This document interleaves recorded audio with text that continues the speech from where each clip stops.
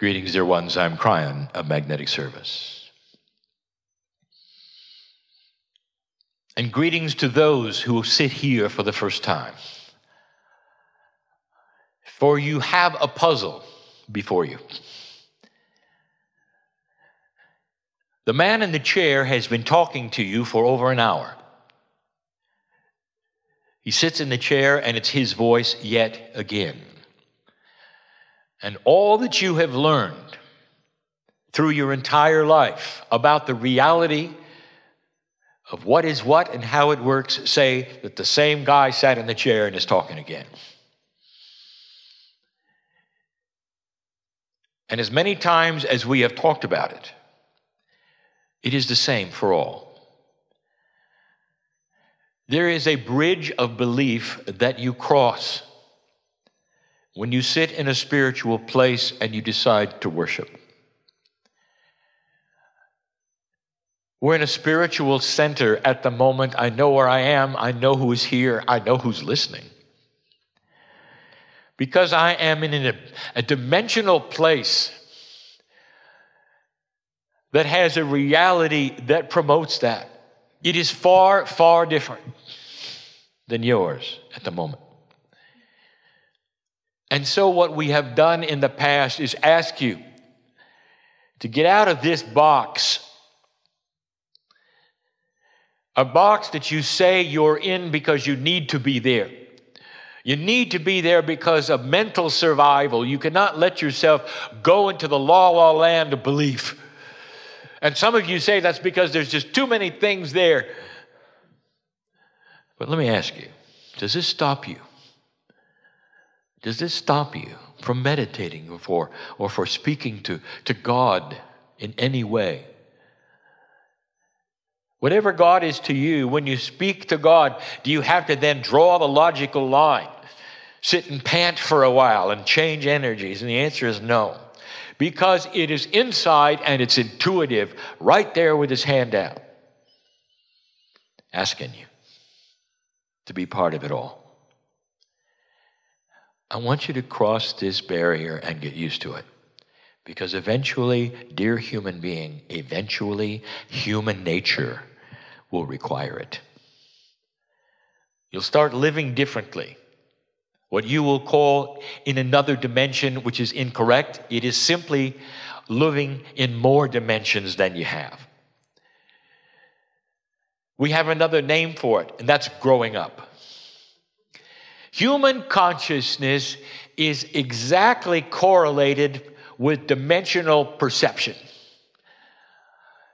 As a child, you were only aware of the survival of you as a child. And when you met other children, whether it was on the playground or in school or on the street, you acted like a child and you protected yourself and you were self-centered. And you knew about the bullies, and you knew of all of these things. This was survival at the most basic level. And as you grew up, you grew out of it. And the other children did too. As young adults, and we've said it so many times before, you acted differently, even toward the same individuals. You're grown up now, you might say. Even as a young teenager, and you were starting to figure out that throwing rocks and calling names, it doesn't get you what it gets you in order to listen. Peer pressure, all of these things, you grow through it and out of it until you're a young adult. Now you look at each other completely different. You enjoy each other's company.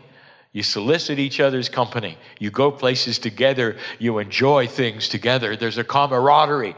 This is another dimension. A belief as a child to an adult. This is what's going on with humanity. It's too simple, I know. How many times do we have to tell you that what you are seeing on the news and what is going on this planet, I gave you in 2011. I reminded you in 2012. And in 2013, I said, here it comes. And what you have is there are some that are still on the playground, and they're never going to mature. And they're always going to call names and throw rocks because that got them what they wanted all of existence of history before 2012. And that's changing. It'll change slowly as civilization grows up, just like it did when you were a child. And you know what I'm saying? Every year you came back to school wondering if the bully was going to change. And pretty soon you realized, no. And you went your way and the bully went his. 25 years later, you find out what they're doing, he's still a bully. His choice to go a direction that got him what he needed, and he's still doing it. If you catch the metaphor, there's nothing wrong with what's going on this planet at the moment, because light is starting to bring out the darkness, if you understand what I mean. And all through this, the invitation for humanity is to grow up. Now, the ones to grow up first are old souls, because you have had the most experience on the planet. I ask you yet again, what are you doing here? It's a beautiful Sunday, an afternoon in a place where the weather is good. You could be doing so many other things. And instead, you've decided to sit in a dark room and listen to a talking head in a chair. What are you doing? And I'll tell you what you're doing. There is something inside you that is knocking at the door and is saying, this is why you're alive. The timing of your life, dear one, is not an accident, old soul. The gender that you are is not an accident. The changes that are happening in your life, even as I'm in this chair, are not an accident. All of history resounded with your lives. And here you are today. In a world that is calm enough that you're out of survival and can start making the differences, you have the tools, and that is the experience. You can generate compassion easily because you know what it is. You can look at those who don't understand and just have compassion, and they will see in you a maturity that is attractive. They're going to want to be with you because you have answers to life. God inside, benevolence and beauty. This planet is not an accident. Tonight, I want to give you some things to think about regarding the planet Earth. I'm going to call it the benevolence of the universe on you. I also may name it, because of where I am, the big gamble. Dear ones, it's an appropriate energy that you are here. Now, I have been speaking for a few minutes, loving the fact that I can be with you.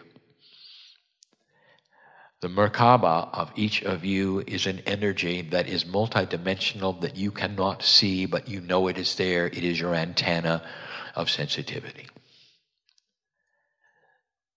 It is the culmination of a multidimensional field around your DNA, which contains that which is your Akashic record and so much more, the very core of God within. I sense it and I feel it, and I see the love and the compassion, the dedication. I see the frustration. I see who you are. Listen, dear one, you want the healing you came for. It's why you're sitting in the chair. I know who you are. Do you think maybe if you came and sat here, you would have a better chance of being healed? Is that what you thought because you came in the door? Well, let me tell you something. You were right. You got it right. But by sitting here and listening to the energy, you're not going to change. You're going to have to go through this door of belief and know that all that you want is already there inside, waiting to be done. If you will affirm it and know it's you, you deserve it. But I know you. You keep waiting for it to happen from the outside in. It's not going to work that way. It's the inside out. How much light do you carry? And you will say to me, not much. And I'll say, that is the problem. You don't know what I see. Take off the restrictors. Get out of the box and shine and walk out of this place healed, dear one. What'd you come for? I want to give you information right now, and then we're going to close. The information is that every single one of you, even the drag along, is an old soul. You wouldn't come otherwise. There are some now even wondering whether this is real or the man in the chair. And I will say, there is going to be no proof except you becoming a little multidimensional. And if you do, you will see perhaps the truth. You will feel it within your innate, and you will know this is the real deal. And in the real deal, you will find only love, compassion, appreciation. Because that's who God is. Inside you.